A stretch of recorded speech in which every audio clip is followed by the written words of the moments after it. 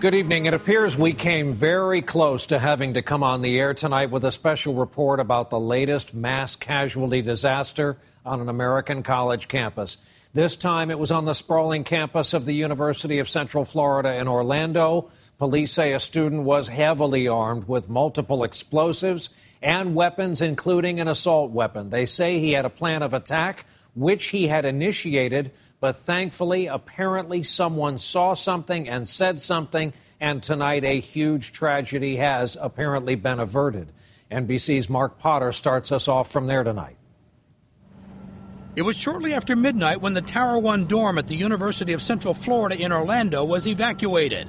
Police received a fire alert, followed by a 911 call from a student who said he was hiding in a bathroom after his roommate pulled a gun on him. Police had like AK-47s and they had guns out, so I figured either an intruder or something. There's cops speeding in and out.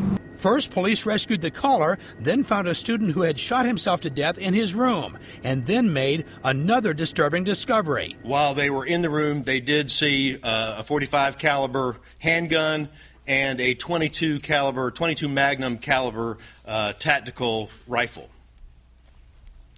The officers on scene determined that there was no immediate threat at that point because the subject was dead. But police say while processing the crime scene, they then found a backpack filled with 4 improvised explosive devices. They identified the student who killed himself as 30-year-old James Oliver Seevakumaran, who was living in the dorm, and said they found evidence a broader attack may have been planned. This individual had laid out a timeline and was laid out some of what we feel were going to be his actions.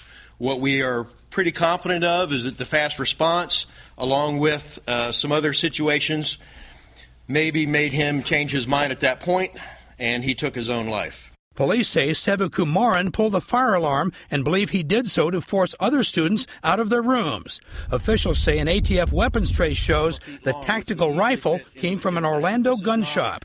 After the bomb squad cleared the scene, students were allowed back into the dorm, and counselors are now being provided.